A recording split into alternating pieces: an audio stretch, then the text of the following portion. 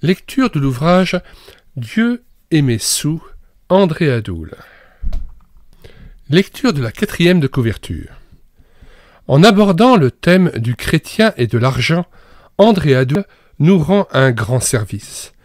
Les ouvrages traitant de cette question taboue sont fort rares. Ainsi que l'écrit l'auteur dans son avant-propos, ce livre se veut pratique, pour amener le lecteur à réfléchir et à méditer devant l'importance, l'esprit et les implications d'une libéralité selon le Seigneur. André Adoul cite de nombreux faits afin de rendre l'exposé plus attrayant et sa lecture plus facile. Que d'expériences n'a-t-il pas faites pendant plus de 30 années de ministère itinérant? Il a pu vérifier ainsi que la plupart des chrétiens ne semblent pas avoir une notion très précise de la libéralité.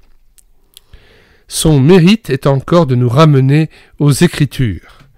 Tout le développement de l'auteur trouve en effet son inspiration dans la Bible, et le lecteur appréciera de découvrir au travers de nombreuses références l'enseignement de Dieu à l'égard de l'argent. Enfin, chacun des 27 courts chapitres se termine par quelques questions essentielles permettant de prolonger la lecture par une interrogation personnelle. Lecture de l'avant-propos. Le lecteur doit être prévenu. Le présent ouvrage n'est pas une étude, mais une exhortation, ou plutôt un appel à échapper au pouvoir de l'argent, afin de donner libéralement et avec joie. Ne soyez donc pas étonnés d'entendre ici un prédicateur plus qu'un docteur. Note 1. Nous vous recommandons d'excellentes études sur le thème qui nous occupe.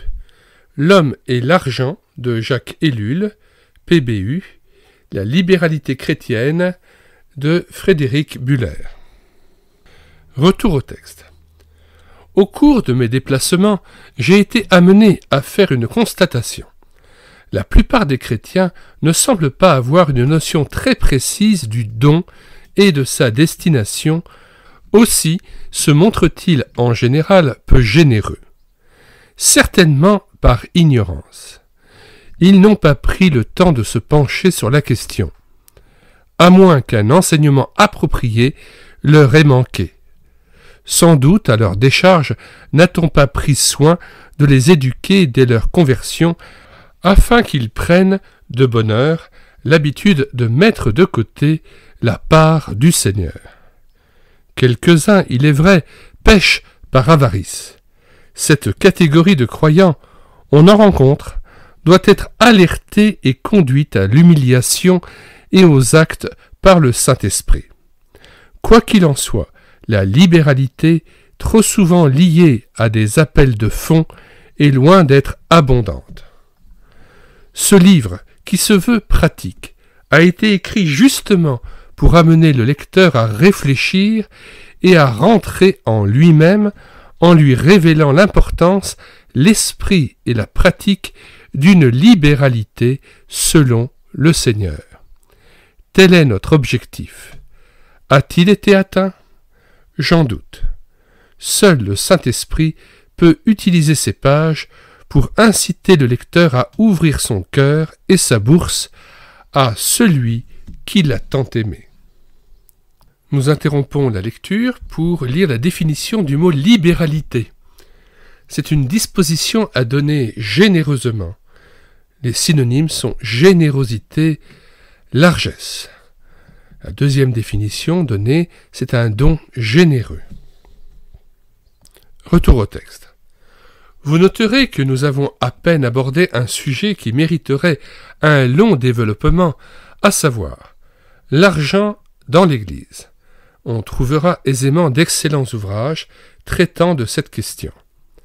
Enfin, j'ai cru devoir citer de nombreux faits afin de rendre l'exposé plus attrayant et sa lecture plus facile. Confucius n'affirmait-il pas qu'une illustration vaut mieux que 1000 mots? Je le crois aussi. Or, certains de ces faits remontent à 20 ou 30 ans en arrière. Les ai-je fidèlement rapportés sans trop les déformer? Les dialogues sont-ils cités avec exactitude? J'en doute. C'est pourquoi il convient surtout de retenir l'enseignement qui se dégage de chaque anecdote. Que ces lignes nous conduisent, vous et moi, à réfléchir et à être désormais plus conséquents dans l'emploi de nos ressources, qu'elles nous conduisent aussi à une consécration plus totale au Seigneur, qui, pour vous, s'est fait pauvre de riche qu'il était, afin que par sa pauvreté nous soyons enrichis. 2 Corinthiens 8, verset 9. André Adoul. Nous mettons dans les commentaires de cette vidéo le lien d'achat vers les différentes librairies chrétiennes de France. Nous pensons à Excelsis, la Maison de la Bible, Librairie Certitude et CLC Librairie Chrétienne. Ainsi, la chaîne YouTube L'Écouter sa parole ainsi que le site internet médiathèquechrétienne.fr travaillent en synergie avec ces différentes maisons d'édition afin de promouvoir la lecture des ouvrages chrétiens. La lecture audio permet aussi à de nombreux chrétiens d'accéder à la lecture. Certains sont rebutés par le fait de prendre un livre, de le lire, ou n'ont pas forcément le temps, et c'est dans leur voiture ou bien chez eux, tout en pratiquant une autre tâche, qu'ils écoutent ainsi un ouvrage chrétien.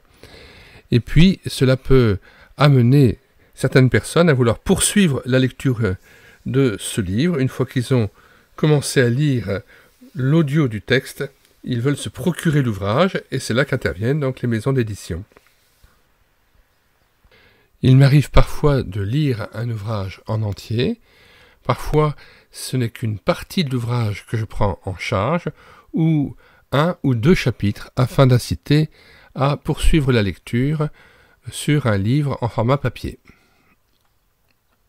Puisse le Seigneur Jésus-Christ bénir cette lecture de l'ouvrage de M. Adoul, Dieu et mes sous, qu'il puisse nous arracher à cette idole de Mammon et saisir notre cœur afin que nous soyons entièrement consacrés à Dieu. Nous vous disons au revoir et à bientôt pour une prochaine vidéo.